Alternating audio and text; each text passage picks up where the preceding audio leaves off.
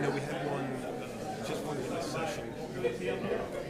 People out in the foyer need to be able to hear. So you'll have to have an open. Oh, that's right. You're all they need. Sorry. Great to see you again. Welcome to the district. Absolutely.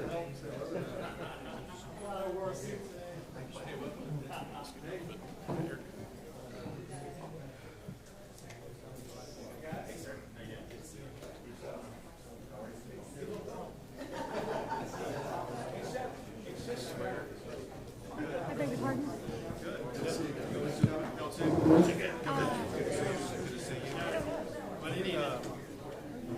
there's. Hello, Governor. Good to see you. Well, thank you. Thanks. Honor to be back.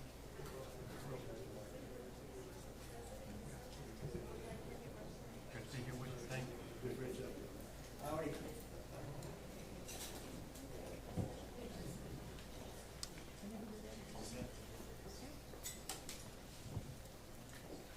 Well, welcome everybody. Is my mic on? Okay, let's try again. No, okay. Get closer to it. Yes, all right. Thank you all so much for being here today.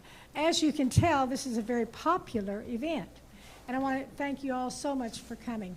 We had a little inadvertent publicity at first, and so a lot of people who were not officially on the invitation list came, and we have reserved these seats for those of you who were on the invitation list and who are residents of Robson Ranch. Now, I'd like to welcome the governor, the speaker, and this amazing group of Texas legislators. They're in Denton County, Commissioner Precinct 4. So welcome. And I am Diane Edmondson. I am the commissioner for Precinct 4 in Denton County.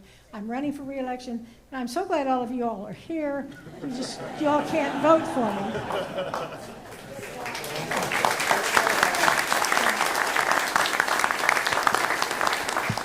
And I want to give a special shout out to all of my neighbors that are here, all of our Robson Ranch residents. Raise your hands because we're so glad you're here.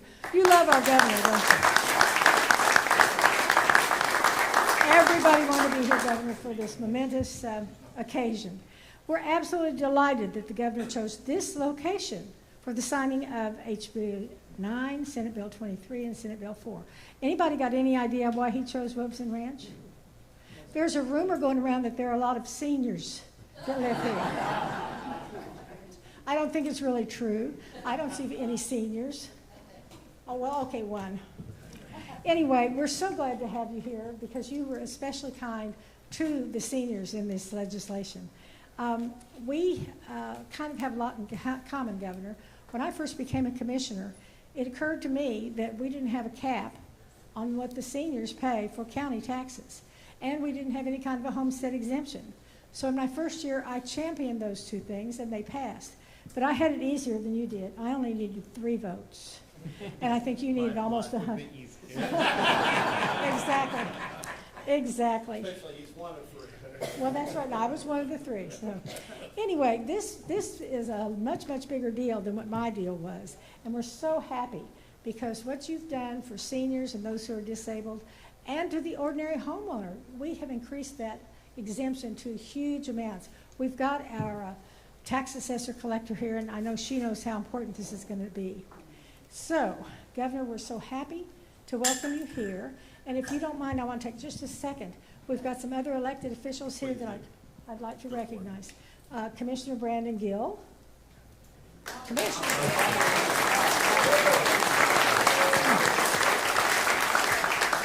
Hey, Brandon, there's already 3 or 4 people running. Jump in. Okay. I'm so sorry. It said C-O-M, and that was supposed to be C-O-N. Congressman Brandon Gill. And then our county judge, Andy Eads. Our tax assessor collector, Don Way. And not the only cowboy in the room, but our sheriff, Tracy Murphy. We have Judge Susan Peel, who's here. And then in addition to all of these wonderful representatives, we have a lot of senators, 2 of them from Denton County. So Brent Hagenboo and Tan Parker, thank you all so much for what you do for us. And I want all of you to know we love you here in Denton County, particularly in Robson Ranch. Governor, we have such a strong voting group here. I believe in your last election, the midterm election, that statewide was about 45% of the registered voters. We more than doubled that here in Robson Ranch. So y'all come on back anytime, because we love voting for you. Well, thank you, Diane, for your introduction. Thank you for your service. It's great to be back at Robson Ranch. I've been here many times. It's a great place to be, and there could be no better place to be here for the reason we're here today. One reason why we are here today is because of the leadership both of Lieutenant Governor Patrick as well as Speaker Dustin Burroughs. And on this legislation in particular, the leadership of Senator Bettencourt and State Representative Morgan Meyer. We're here today to talk about property taxes. Let me hear it. Do you think your property taxes are too high? Yes. So do I. And I'm going to sign 3 pieces of legislation that lower those taxes. 2 of them deal with your homestead exemption. As a kind of reminder, if you look at the valuation of your house, a homestead exemption is going to exempt part of that value from taxation. When I became governor, that homestead exemption was $15,000. As we gather today, that homestead exemption is $100,000. I'm going to sign a law that will increase that exemption to $140,000.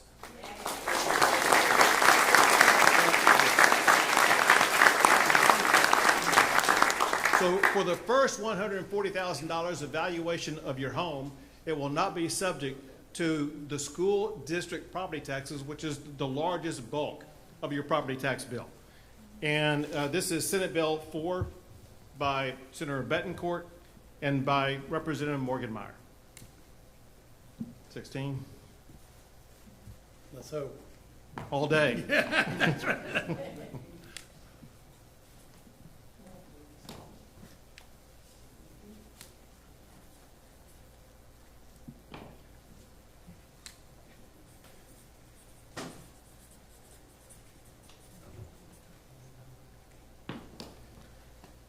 Your homestead exemption has now gone up to $140,000.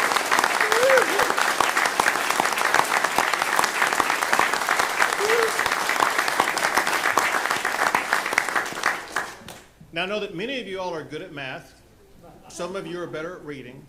For those who concentrate on reading, if you go from where the homestead exemption was when I first became governor of $15,000 to now $140,000, that's almost a 1,000% increase.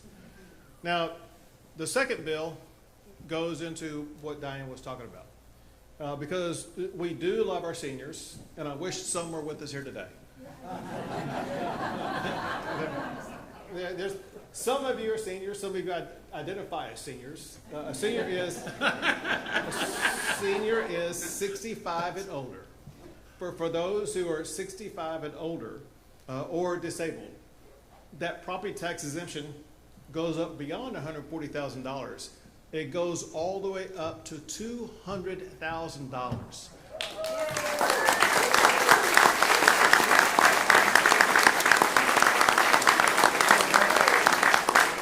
So for the first $200,000 of valuation of your home, there's not going to be any school property tax that you have to pay. The reality is that the average Texan, meaning more than half of Texas seniors, are not going to pay a school property tax at all after I sign this law.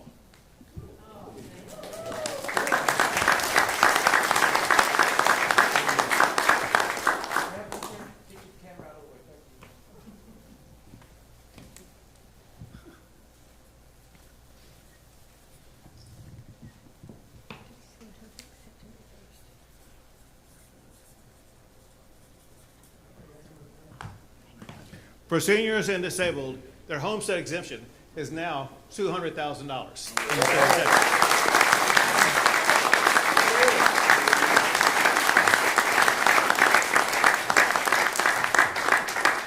I want to put together several pieces of this puzzle so you can understand what was accomplished this session as it concerned both the budget as well as taxes. When you add all the money together of what we're devoting to new money for property tax relief, that's $10 billion. For us to be able to maintain the property tax relief that we provided you over the past 10 years, it requires an additional investment of $40 billion. Add those two together, and you know that we spent $50 billion this session on property tax relief. Let me show you how truly unprecedented that is. 25%, a quarter, of the Texas state budget is using money to return to you through tax cuts. No state in the history of America has devoted such a large percentage of their budget to tax relief in the United States of America.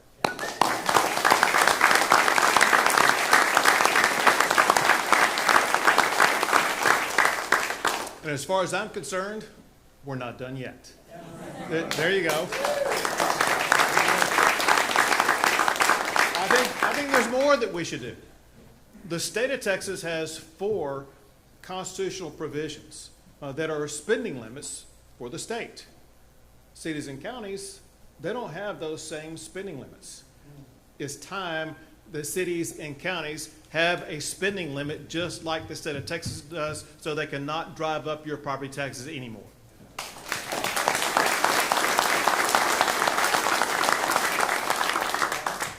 There's also another type of property tax. It's a property tax on businesses, but it's not on the real estate property. It's on the personal property of the businesses. It could be things like tables or chairs. It could be computers, it could be phones, whatever the case may be. That property, not the land, that would be a real estate tax. This is personal property, not non-real estate property. Anyway, for businesses, the first $2,500 of that is exempt right now. Well, that's not very much. And so we wanted to increase that by a lot.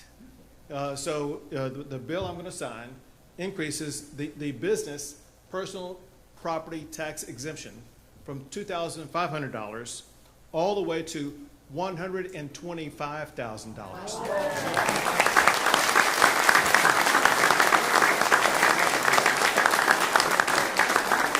This is particularly helpful to all the small businesses out there that will help them meet the cost of rising prices. And by the way, all of these bills are by Senator Bettencourt and Representative Morgan Meyer. This happens to be a House bill where Representative Morgan Meyer from central part of Dallas led the way here. The A-team, why not?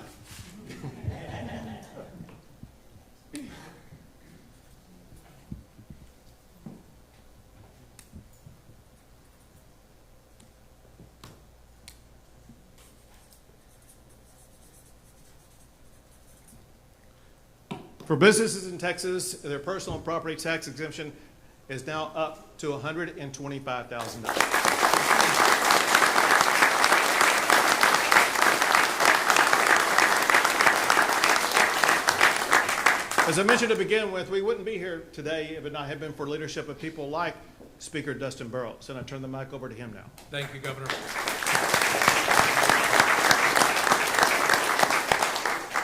No country, no state, no city, and no county can tax and spend their way into prosperity. Right. That is why it is so important that we make sure that we have a low tax state. When you look at the amount of money that we are investing in our budget, and the governor brought it up and gave you the numbers, it is unprecedented and historic. We continue budget after budget, and especially this one, to take more of our revenues and help drive and maintain lower property taxes in the state of Texas, which is so important. The increase in the homestead exemption from $100,000 to $140,000 is the right thing to do. More taxpayers will get to keep more of their hard-earned money. Our seniors, doubling it to $200,000, it's going to make it a much easier place for them to live, to retire. And I'm going to make a bold prediction. I think Texas could become a retirement destination because of doing things like this, where seniors want to move here because of what we're doing for them. And our small businesses. The business of Texas is business. And that is the economic engine right now.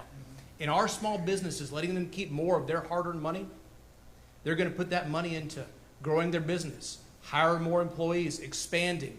That is the type of capital that they're going to get to keep that will be a stimulus, that will make our economy continue to hum, which is why I'm so proud that the Texas House, Chairman Meyer in the House, worked with Governor Abbott, who led the charge on this, who named this a priority in his State of the State.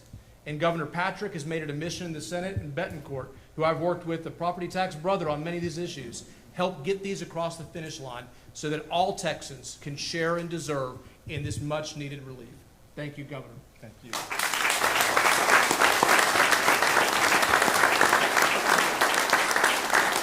And now Senator Bettencourt.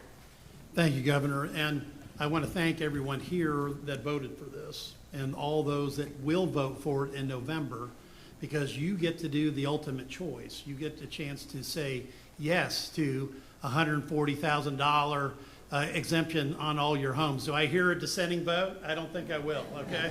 How about you get to say yes to a $200,000 over 65 exemption? Diane, I don't think I'm going to hear any dissenting votes here, am I? And you get to say yes to a business tax relief of $125,000, which helps all of our small businesses. The amount of money we're talking about here is extraordinary. The governor's talked about the fact this has been a $50 billion commitment, and in just the last 3 years between these bills that we passed, $22.7 billion of tax relief, now $10 billion more, we're looking at saving the average home $1,750 when you say yes in November. But wait, we're not done yet. If you're over 65, that takes you up to $2,342. But wait, there's more, because of work that Speaker Burroughs and I did when he was still I guess you were chairman, right, back then, right? Before you had the wise decision to promote Morgan to chair, okay? We've actually done something that's even better. Every year, as we raise the homestead exemption or cut the tax rate, because we're doing that now by 6 pennies, your over 65 bills go down and down and down every year.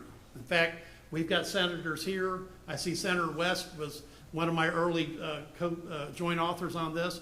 His Senate district will probably be close to 75 to 80% of his homeowners will be paying zero property taxes, okay? Adam Inosa, who flew all the way in from the valley, and why not? He's got 2 counties that will have probably 80 to 90% of his over 65 exemption homeowners paying no tax at all. And why not? You've paid a lifetime of taxes already.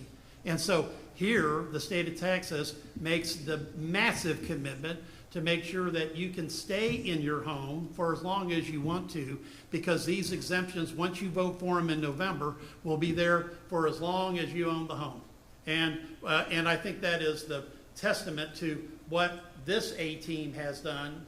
I kidded that it was Morgan and I, but you can't get anything done in the Texas Legislature unless you have, in this case, 180 votes, because we did have one unfortunate soul who was wayward, but that's another story. And it was not anybody on this stage. But more importantly, it's going to be your exemption for life if you vote yes in November. Your extension for life. And that means your exemption will be with you and your children and your grandchildren, because this state, once it's enshrined in the Constitution, and I think I can speak, for the Lieutenant Governor on this and everyone else on this stage, will never back up from that commitment to Texas taxpayers. It's a great day for Texas taxpayers. Let's hear it.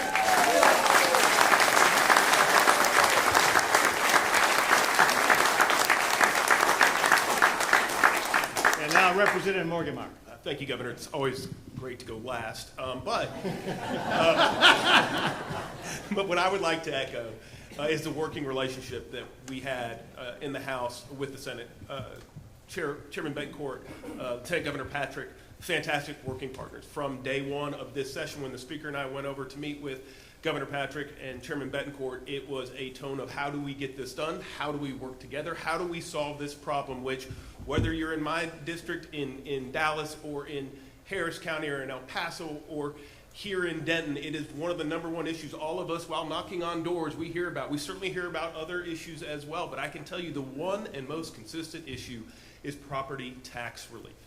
And we are not sitting here today without the leadership of Governor Abbott, Governor Patrick, and Speaker Burroughs. And I think this issue exemplifies many of the issues that we had come before us this session, where we were united to solve the problems of the citizens of the state of Texas and determined to do so from day one.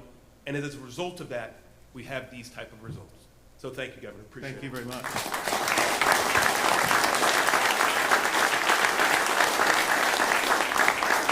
Let me just add a little bit further context of what we've done with regard to taxes.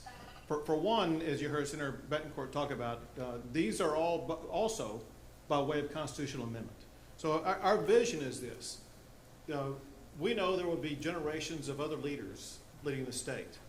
We want to make sure that we do more than just pass a law for this session that could be overturned by a majority next session. We want to make sure that we pass laws that are enduring that would require 2/3 votes, which mathematically would mean, as it concerns increasing a tax, not in the lifetime of anybody in this room are you going to get 2/3 vote to increase the tax. So there's going to be these 3 propositions, not just by law that I signed today, but also by constitutional amendment on the ballot this November for you to vote for. But that's added to what we've already done constitutionally. You all helped pass a constitutional amendment ensuring that for your lifetime, there's not going to be any income tax in the state of Texas. There's not going to be a death tax in the state of Texas. There's not going to be a capital gains tax in the state of Texas. And now we're going to be adding these to those constitutional prohibitions on taxes to make Texas the strongest, friendliest, tax-free state in the United States of America.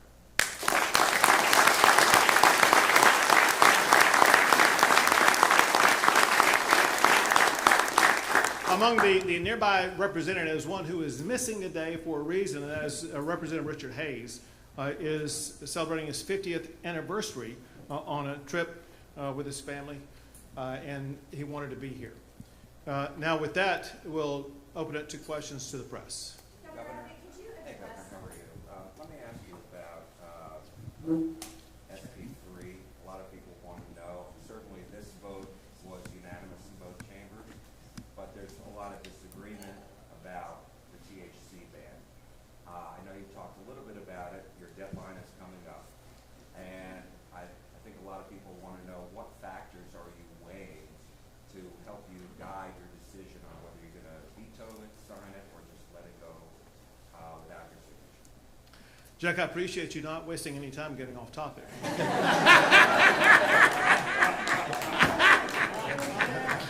Hey-o. Well, you burned yours already. But especially when you hear what I'm going to tell you, and that is, I've got 1,000 of these on my desk that I have to get through, and I haven't gotten to SP3 yet, and so I can't tell you what the factors are. I'll tell you this. Listen, there are meaningful positions and concerns on both sides of the issue, and I'll look into all of those and evaluate all of those. Or somebody, go ahead. Yes, Governor, could you address what DPS deemed a credible threat to lawmakers this past Saturday? And also, what are you doing to ensure the safety of all of the representatives, the senators, and yourself right now in this climate? So Well, first, I will tell you that the director of DPS, Freeman Martin, could give you a more precise answer. I'll tell you basically what I understand was the fact, and that is there was a person on the Capitol grounds with a gun who seemingly had the intent to do harm to a legislator. No more defined than that. If you're on the Capitol grounds with a gun conveying that type of message, that's a credible threat that has to be taken seriously. You obviously saw what happened in Minnesota. We need all to make sure that nothing like that ever happens in the state of Texas. So DPS is on heightened alert. They work not just within the confines of DPS.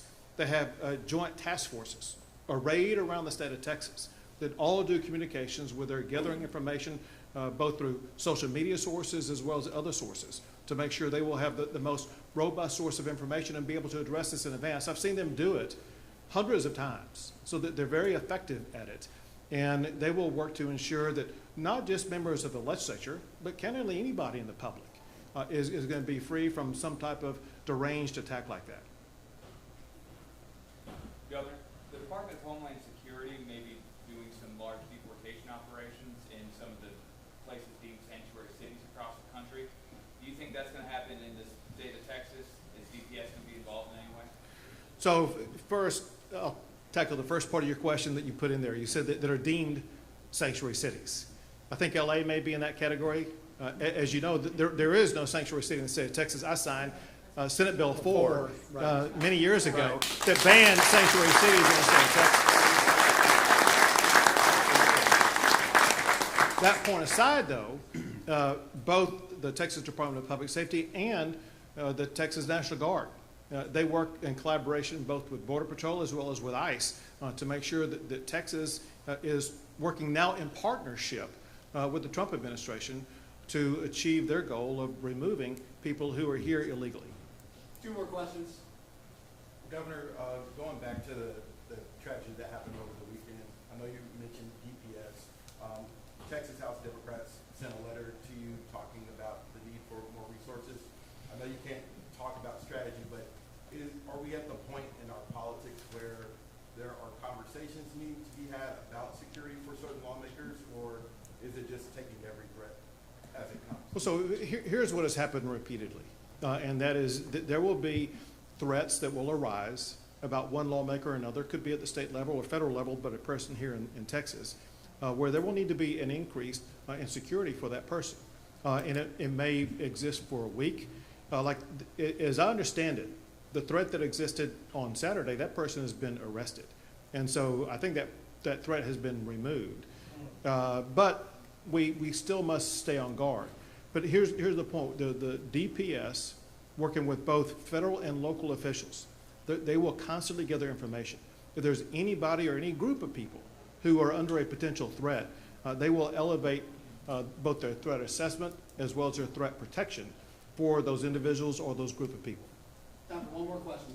Governor, obviously there was a budget surplus this year that allows you guys to take these actions. With them baked into the Constitution, should the voters approve that, how do you make sure the state isn't going overboard and doesn't have enough funds to pay for everything the state needs to pay? So you make several good points. One is we have a budget surplus.